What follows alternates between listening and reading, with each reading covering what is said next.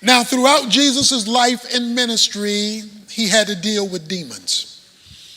When you read the four Gospels, Matthew, Mark, Luke, and John, he is constantly confronting physical realities with spiritual causation, demonic influence, oppression, or possession, where demons had infiltrated a situation, bringing destruction to a life or to a community because they were undetected or unaddressed.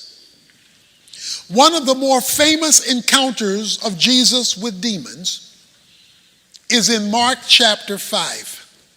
And that I want to use to bring this to your attention so that in case you are dealing with a demon in your life and did not know it, you can become both aware and acquainted and seek to address that undiagnosed cause of everything else that may be wrong.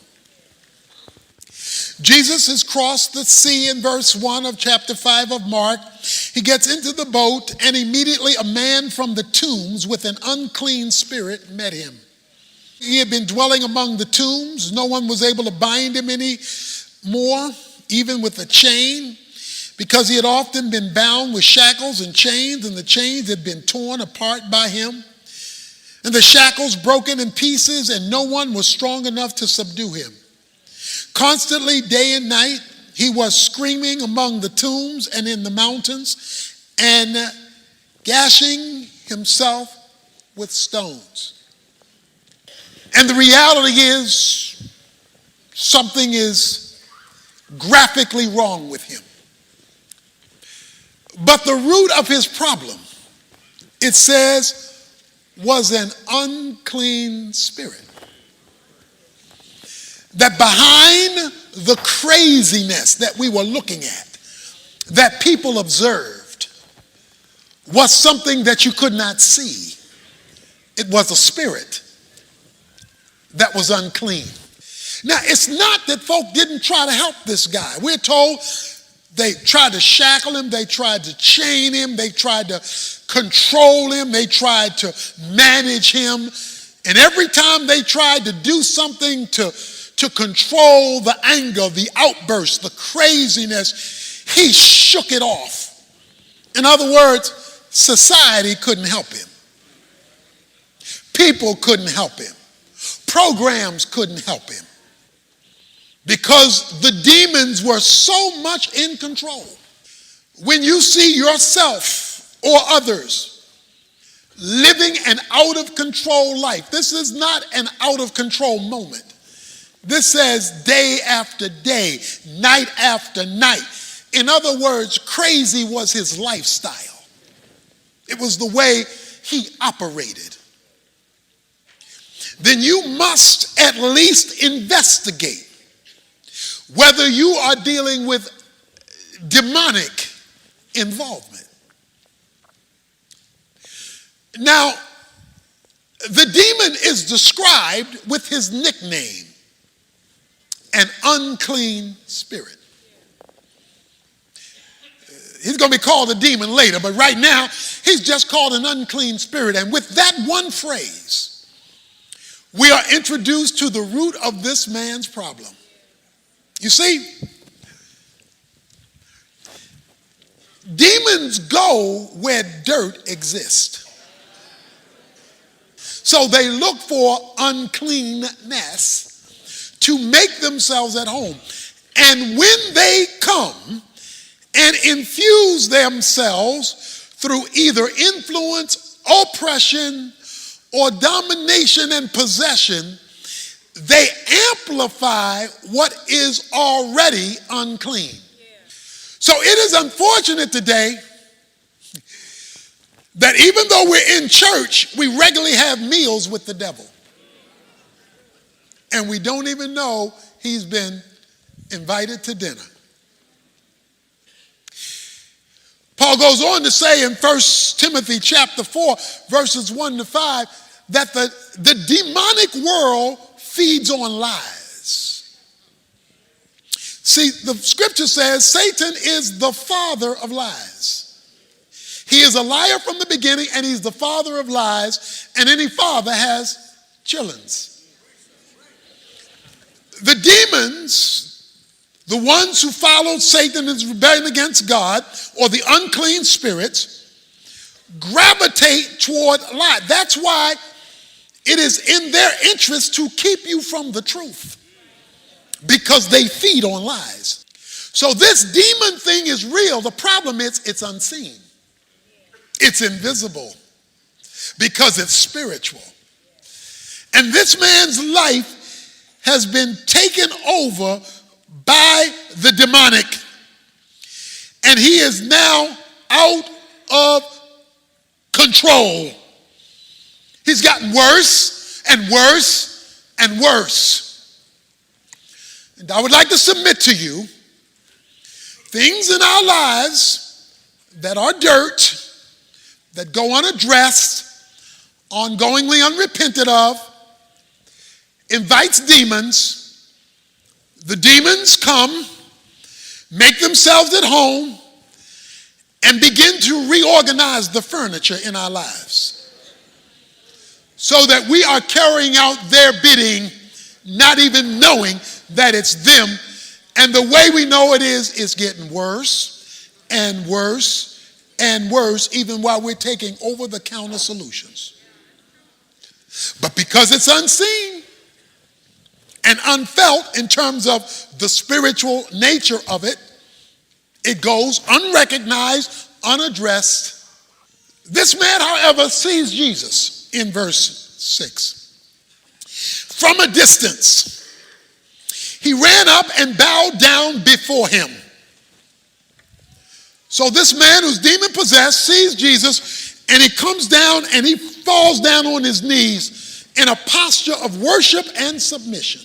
He bows down before Jesus in worship and submission, which creates a problem. Notice verse 7. And shouting with a loud voice, he said, "What business do we have with each other, Jesus, Son of the Most High God? I implore you by God, do not torment me." Okay, this now is getting very confusing. This is very confusing. The man runs and drops down in a posture of worship. But then the man says, "What do we have to do with you?" Wait a minute. I don't know if you follow that. The man, that's a singular, that's a he, dropped down in worship. But then the man says, "What do we have to do with you, O Son of God?" So what the man does is he drags his demons to Jesus. Because the demons are inside of him. They're controlling him. But he brings his demons to Jesus. And so the question now is a group question. What do we have to do with you, O Son of God? Do not torment me. We didn't go back to singular. So we didn't go from singular to plural back to singular again. Because the man is battling with himself. When demons take over, but Jesus is brought into the equation, there is going to be an internal conflict between what you want Jesus to do and what the demons want to do. He says, "Do not torment me." And it is in this tormenting phrase that this man drags his demons to Jesus, and he's now wrestling because the demons want to know, why you bring us here? We don't want this. Don't you torment us. What is the torment? Here it is. The spiritual is meeting the spiritual. For he had been saying to him, "Come out of the man, you unclean spirit." Jesus asked him in verse 9, "What is your name?" What is your name? Tell me your name. He's asking the man, him, what is your name? My name is Legion, for we are many. And we don't want to be tormented by you. Jesus is saying, come out of him. And he began to employ him. The man began to employ Jesus earnestly, not to send them out of the country. Now there was a large herd of swine feeding nearby on the mountain. The demons employed him, saying, "Send us into the swine so that we may eat them." Jesus gave them permission, and coming out of the unclean spirits, entered the swine. The herd rushed down the steep bank into the sea, about 2,000 of them, and they were drowned in the sea. Oh, there's so much here. Number one, the demons asked for permission. That's because even the devil can't do anything without God allowing it. They asked for permission. And what they asked for is, if you're going to make us leave this man, give us another place to go. Because as you see in the movies, demons need hosts. They need something alive in order for them to express themselves. Because they are spirit. They're invisible, although they are persons. They have intellect, emotion, and will. So they are persons, but they are invisible persons.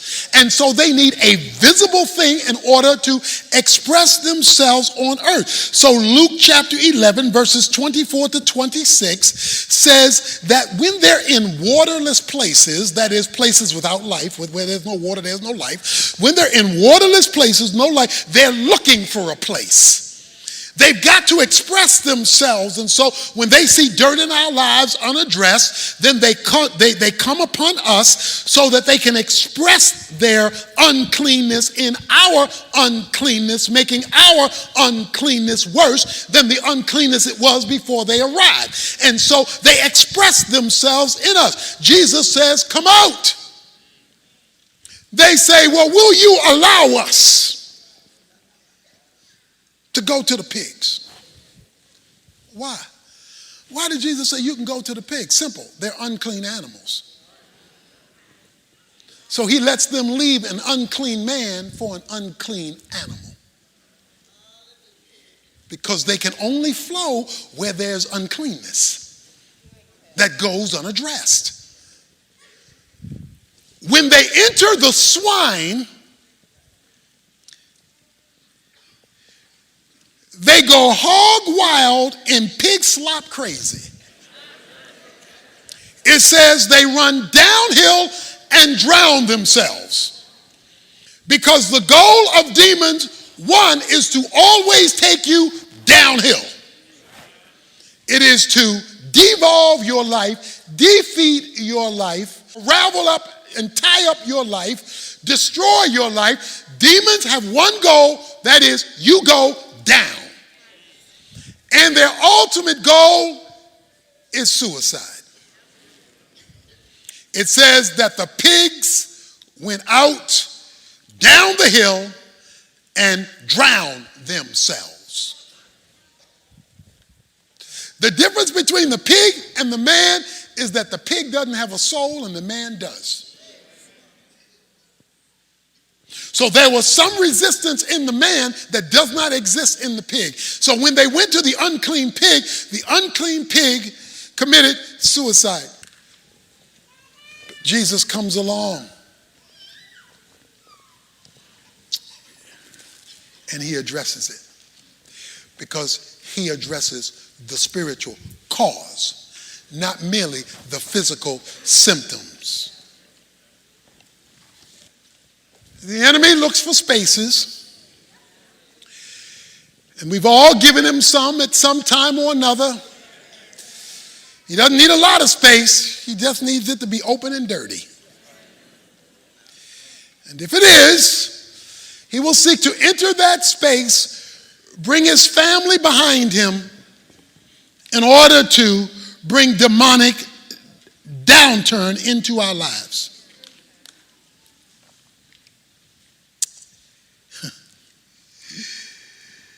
The herdsmen, verse 14, ran away and reported it to the city and in the country. And the people came to see what had happened. And when they came to Jesus, they observed the man who had been demon-possessed sitting down, clothed and in his right mind, the very man who had legion, and became frightened. Do you see what happened? It looks like a U-turn to me. Looks like a reversal to me. He now has clothes on. He was naked. He was not in the tomb. He's back. He's now out of the tomb. He was cutting himself. He's now in his right mind. All because Jesus overruled the demonic, the spiritual. And when he overruled the spiritual, sanity came to the insane. Now this man is way off because he's had 2,000 demons. How many demons do you have? Or do I have? Maybe you only have 2. Maybe you have 200 or maybe 2,000. But the more the demon, the more the oppression, influence, and possession. Let's look at the herdsmen. Verse 17. And they began to employ him to leave the region. They told Jesus, get out of here. We don't want you here. You would have thought they would have been grateful. You would have been thought, boy, this man has a power to get rid of demons, to make insane people. Let's send him to Taro so he can work with everybody. You would have thought he would have said, they would have been glad. They said, get him out of here. Why? Get him out of here because he's costing us money.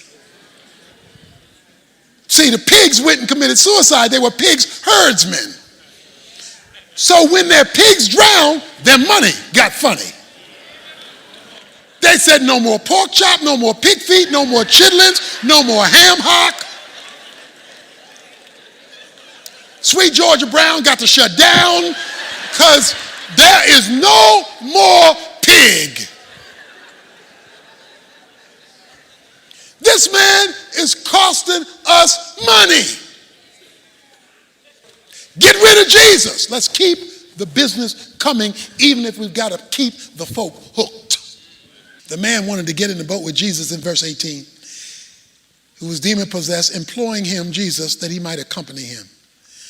And Jesus said to him, you go home to your people and report to them what great things the Lord has done for you and how he has had mercy on you. That tells me right there, the man needed mercy because of how unclean he was. And he went away and began to proclaim in Decapolis what great things Jesus had done for him. And everyone was amazed. I want to make 2 observations. When they told Jesus, get out of here, he left. Because Jesus doesn't want to be where he's not wanted. Behold, I stand at the door and knock. If any man opens the door, I will come in and sup with him. But if you do not open the door for him, he will not stay where he's not welcome. He has to be welcomed in order for him to stay. But the second thing is he told the man, no, don't come with me. I want you to go to Decapolis. That's made of 2 words. Polis meaning city, Decap meaning 10. Go to the 10 city region. You go home first, then you go to the 10 cities in your community, and I want you to talk about what I did for you. So here's the deal. I challenge you to approach the downward hill of your life spiritually first. Do that first Let's get to the right question first, the whole first, and see if there's a demonic thing by throwing yourself at the feet of Jesus in worship and submission. And yes, it may be tough at first because if it's demonically influenced, they